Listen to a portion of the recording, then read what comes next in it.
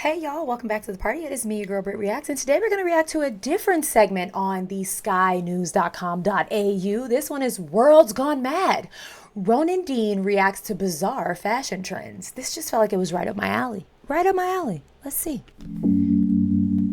But there are others who believe it is your creativity or lack thereof that is responsible for your political leanings. Creativity is a threat to conservative values. Being creative means that you're going to be a little weird, you're going to be a little different, and you're going to be a little cringy. When we are afraid of being different, being weird, and being cringy, that means that we're giving into conservative values. When we repress any part of ourselves, we're giving into current social norms. Oh, we must be stopped. As a human race, we must be stopped. Like the lengths at which we will reach to be deep and other is really starting to unravel me. It's just never this serious. Do you understand what I'm saying? Like, this is such a reach to be anti anything. Girl, the conservatives don't care how weird you are. They don't care how creative you are. Coming from a creative, like I am a child of the arts. I have always labeled, if I'm going to label myself anything, it is a creative. Always been in the creative space. My brother is in a creative space. And I've never had a conversation with any of my very creative friends. I have friends across the board that are every kind of creative, from fashion to dance to music to theater. I don't know a single one that'll tell you their creativity is threatened by what the conservatives think or say. This, my friends, is bullcrap. What? I don't know. My brain might explode watching this. Into current social norms. We're different and cringy, but what does she mean by creativity and expressing ourselves in a cringeworthy fashion? What does she mean? This perhaps. Girl, the conservatives just aren't watching this. Or this perhaps. Hey, not too much on Janelle Monáe's Met look. It wasn't my favorite, but not too much on it. This is at the Met, giving it some context, which is, and the theme was like tailored to whatever. All right, this was on theme. But again, who cares? Who cares? Or this perhaps.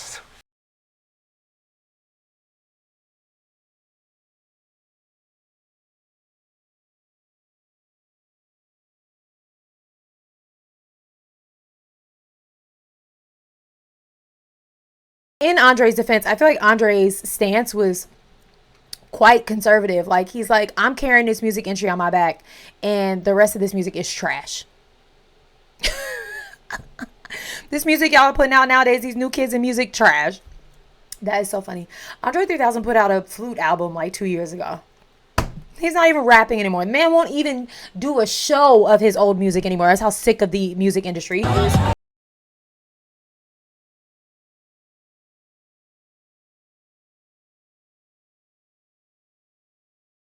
Woke Met Gala. Not many conservatives there, I suspect. And speaking of creativity, you can't go past these two. I can't wake up! Wake me up inside! Save me! Call my name and save me from the dark! Wake me up! Save me! And part. Is it Evanescence? They don't deserve that. They don't deserve that. They should sue. Of being creative is, of course, being fashion conscious. Around a month after I got home from surgery, Not a fashion I went for my insight. first ever bra fitting. I then asked you which colours you thought would suit me best. But be warned, Not even a just one fashion tiny insight. subtle nose ring could potentially still pose a metallurgic threat, in my opinion. I have a quick question for anyone who voted for Donald Trump.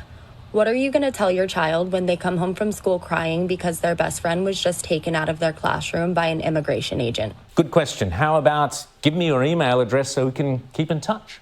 There are others, of course, who believe that even the humble pierced earring might affect your cognitive abilities when it comes to your choice of career.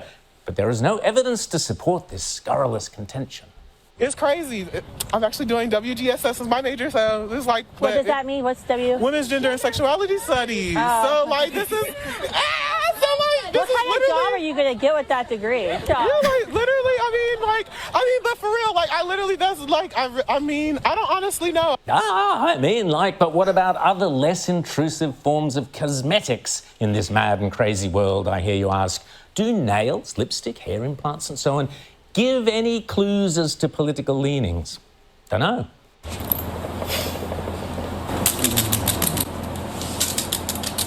Are these masks? Are these masks on their face? These are not, this is not, these aren't humans. Is this AI? What is this? I can't even focus on the nails. What's happening on the face?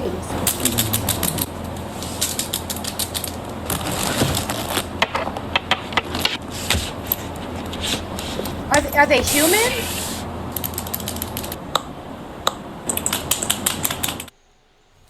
Nice handbags. Other people believe that in this fiercely consumerist society, we are what we eat. And that being, for example, a passionate vegan makes us a better person. Oh, vegans definitely think they're better than an us. animal a good thing to do?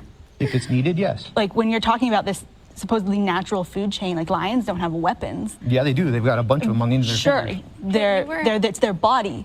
You know, we're not going out sinking our teeth into the throats of animals and ripping if we could, we would, their throats out. But we can't. Hakuna Matata.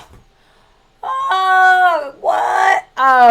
That was a joke about vegans thinking they're better than people, but it wasn't a joke. Like, y'all think y'all better than us, and that's okay. Go eat your soybean buffalo chicken wings. Here's the thing. If y'all were so much better than us meat-eating people, how come everything you have is flavored the way we eat? Cauliflower buffalo wings? What's that mean? What's that? I'm just joking. I actually have two people in my life who are very much vegan. They don't think they're better than me. But I do think there is this air of like, they are right and we are wrong. It's like, anyway, y'all, let me eat this chicken real fast. And ripping if we could, we would, their throats out. But we can't. For other individuals, the overtly consumerist society we live in is proving overwhelming. Not even gonna lie to y'all, Walmart really making me not even want to be gay no more. ¿Cómo estás, lesbian? We could just go ahead and skip Pride Month because perhaps those rare flashes of... yeah, Pride comes around. These stores don't know how to act. They just lose all, like... That's offensive. I feel like that's offensive to gay people. It's making gay, like, people who choose that, like, that's their lifestyle and that's what they are genuinely attracted to. It is making a mockery of their lifestyle. It truly is. And I know, so I have so many friends in the LGBTQ plus. They call it the rainbow community, child. I want y'all to know that's what they calling themselves nowadays because they're confused just like us. They're sick of it too. They're like, can we just leave us alone? Like, why are you trying to make this a fashion trend? Like, their lifestyle is not a fashion trend. They really are like, leave us alone. Leave us alone. That would annoy them. Like, imagine having a shirt like that for straight people. Why do you need to wear that on your shirt? This is too much. She said it. They making me not want to be gay anymore. Because perhaps those rare flashes of common sense and defiance of the woke orthodoxy is why many people, such as the new Canadian Prime Minister, are so keen to censor social media. Here he was in April. Large American online platforms have become seas of racism, misogyny, anti-Semitism, Islamophobia, and hate in all its forms. Everything. Huh? And they're being used by criminals to harm our children. Mm-hmm. Okay. My government will act. Ooh. Sorry, Mark. Yes, funny, isn't it, how many left-wing governments around the world, including the shiny new ones here and in Canada, are so desperate to impose strict government censorship and control of the most democratic form of communication, social media and the internet. What next? A one-world government, perhaps? Or is that just a conspiracy theory? And the idea of subsidiarity is, let's get... I didn't get the censorship thing. I just got that he was saying, like, all the hate, essentially. Like, everything that's umbrellaed under the hate, they're going to handle that. They're gonna see about that. I feel like that one was a bit of a reach. I didn't feel like that meant censorship. I do think there needs to be some measure of protection on the internet for people who get on the internet and mean badly.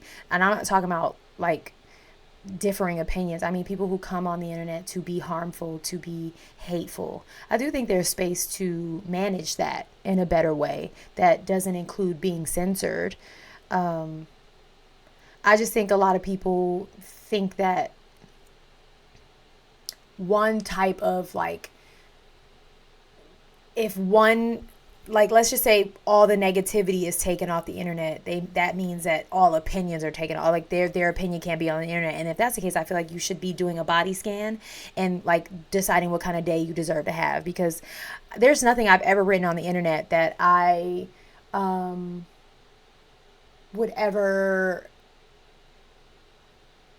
like, I don't get on the internet and then if someone said, I'm taking all mean things off the internet, I'm like, oh my God, don't shut down my Twitter. My Twitter is not included in that because I'm not a mean person.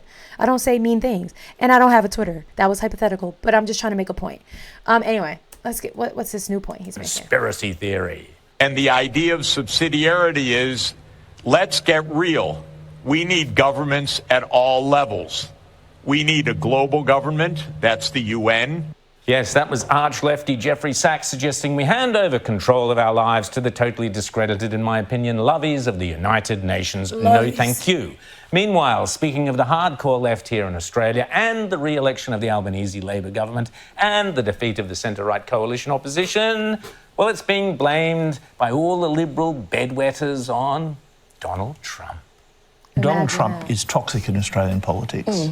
How is he even really? And he should be, because he doesn't represent our values. He is as disapproved of by most coalition voters as he is by voters on the left. What absolutely? That's so. Okay, I guess everybody talks about Donald Trump, but I'm just like, y'all are wrapped up in. All right, okay. Is disapproved of by most coalition voters as he is by voters on the left. What absolute nonsense. And that would be George Brandis, the former Liberal Party senator, whose values included helping topple Tony Abbott, the man who'd won a landslide for the Conservatives, in the back, stabbing him in the back and installing the appalling Malcolm Turnbull, who lost all but one of Abbott's seats. So if I were you, I'd take George's political advice with several kilos of salt. But there is more than just political analysis at stake here. George is suffering, I suspect, from that very serious and debilitating medical condition I've spoken about before, for which there appears to be no known cure, TDS. TDS, do you know what that is? Yes. TDS, it's a horrible, horrible terminal disease. It destroys the mind. It destroys the mind before the body, but the body eventually goes. TDS is Trump derangement syndrome. Yes, TDS. The symptoms display themselves in the most peculiar ways. Protesters in Switzerland staged an anti-Trump march wearing giant middle finger hats.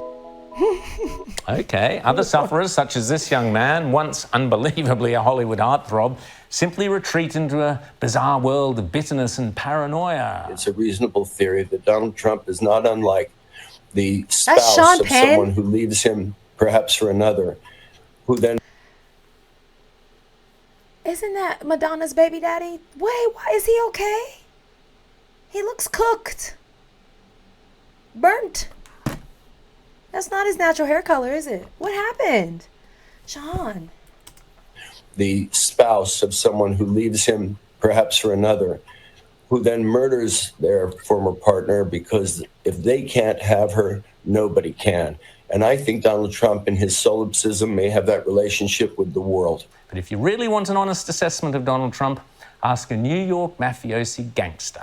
Here's former Gambino crime family boss Sammy the Bull Gravano admitting Donald Trump was simply incorruptible. I had the power of the unions. I could do all kinds of little things, but I couldn't get to him. He wouldn't bite. He just wouldn't bite. He didn't want to do anything like that. No wonder the left hates Trump so much. Finally, I have to share this with you. Speaking about creativity, someone has taken Liam Neeson's dialogue from the kidnap thriller Taken and set it to music. I don't know who you are. I don't know what you want.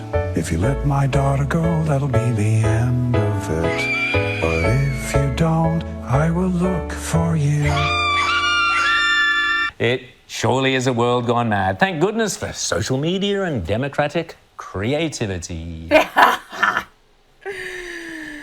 I think I like this, I can handle this segment better than I think I've been able to handle Lefties Losing It. I don't know what it is about Lefties Losing It. What's wrong with me? Like, it's like overwhelming to me. This one was, I think I could do this. I didn't realize like Australia was that involved in what we got going on. Like, is that true that Australians, where y'all at? This was an interesting watch. The girl at the beginning was really the beginning of the end, wasn't it? All right, you guys, let me know your thoughts down below. As always, keep it cute or put it on mute. I love and welcome all opinions, all perspectives, any of the things, as long as you keep it kind. If it's mean, if it's rude, if it's nasty, get out, scram. Love you guys. Go and have the day you deserve. Bye.